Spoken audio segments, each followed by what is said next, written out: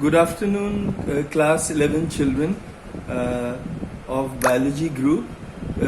Children, we are today starting the second chapter for our study. This is Systematics and Five Kingdoms of Life. And in this chapter, we would be doing our first video. Living beings, we learnt in the last video of the first chapter, give a vast array of diversity in the world. There are so many different kinds of plants and animals that every year 1500 new species are discovered. There are such dense forests that all the species cannot be discovered at one time. So scientists, they are taking time to discover newer and newer species every time they venture into new areas of various ecosystems. The first thing we see in classification is because we benefit so much from the living organisms in the world that we need to systematize the study of the plants and animals. Over 1.7 million of living species are known today. They are unexplored tropical rainforests of the world and in the underwater reef formations in tropical oceans. So we see in the last video that millions of plants and animal species with microbes etc. they are economically important, providing us fuel, food, shelter, clothing and friendly company. They even give us amusement through circuses, and also we can see them and study them in zoos for aesthetic pleasure etc. We use them. Many plants and animal species also cause diseases and other troubles. Also other species, they provide medicinal benefits to us, and that is why we need to systematize and understand the diversity of the plants and animals throughout the world. Another thing we see in the introductory part of systematics is that autotrophs are remarkable source of energy. Plants also stabilize the soil, they conserve moisture and they preserve varied climatic changes which come across throughout the globe in various seasons. Then we see there was a need of classification. The scientists of the whole world, they saw a need for classification. The biodiversity is so great on the face of the earth that taxonomy or naming, which is also called nomenclature, was required to place organisms in groups or categories. Classification was required for a systemic study of plants and animals. What is classification? To deal with the enormous diversity in the living world, scientific arrangement of living things into groups is required on the basis of some common characteristics. This process is called classification. It has to be highly systematized, has to be put in order so that we understand the importance of the various characteristics of plants and animals, and we can compare different species of plants and animals. We can differentiate different species of plants and animals. That is important in classifying them. Taxonomy. Taxa points towards a group or a part.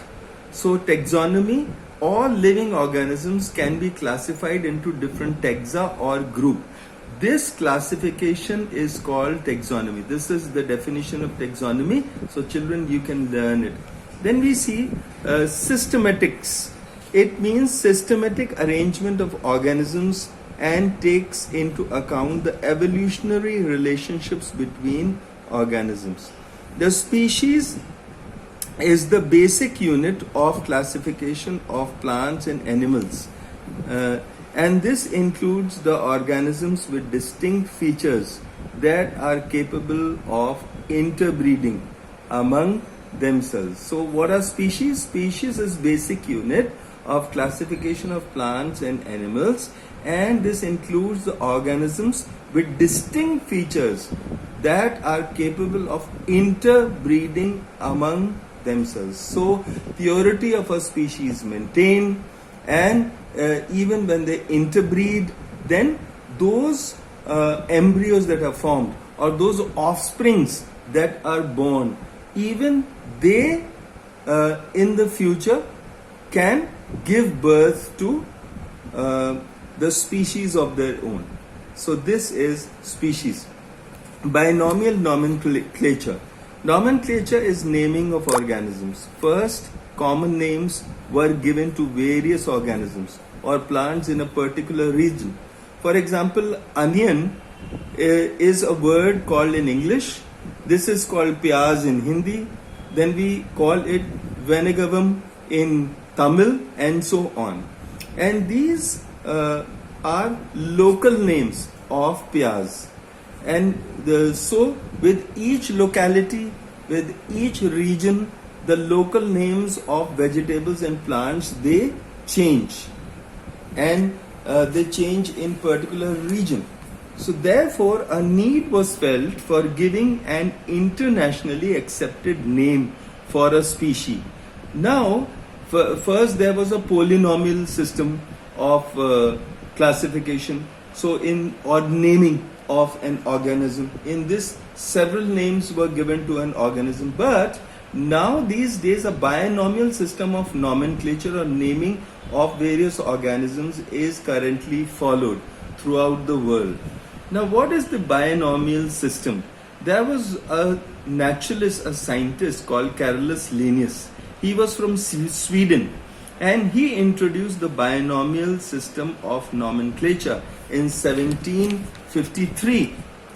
We see that Carolus Linnaeus from 1707 to 1778, he was a famous man who gave the binomial system of nomenclature.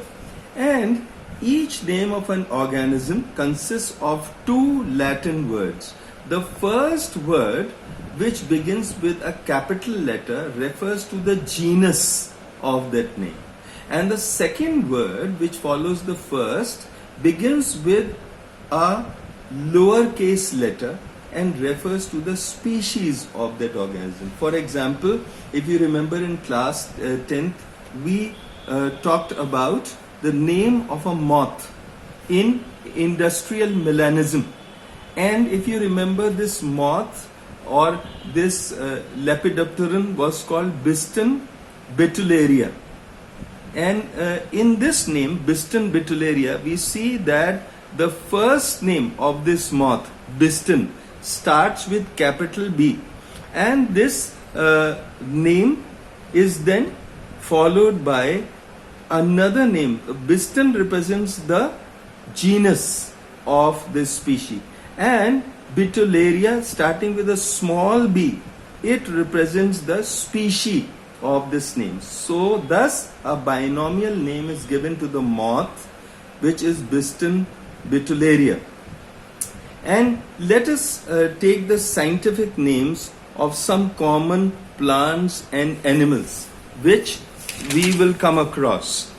These common plants and animals, I have not taken the study of all of these, which are given on page number 27, but I have taken the study of some of these. Let us look at the plants first. What is apple, which is the common name for this fruit, apple? This in Latin or scientific name, it's called Pyrus matus. Pyrus is the genus and matus with a small m is the species. Then we see here another name, China rose, and China rose is given the scientific name Hibiscus rosa sinensis. Then we look at maize, which is the common name for maize that we see during the summer season. We all enjoy eating. This is called Zea mays. Then we come to mango. I have taken mango as one of the examples. This is called Mangifera indica, the scientific name. Then neem, which is medicinally very important, and the dry leaves of neem can preserve so many books. They can preserve at times clothes that we keep inside big trunks. So neem is very important. Also, it is a plant which keeps the atmosphere clean and non-toxic. So neem is called Azadirachta indica.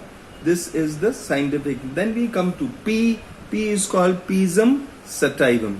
Then we come to potato, which is called Solanum tuberosum.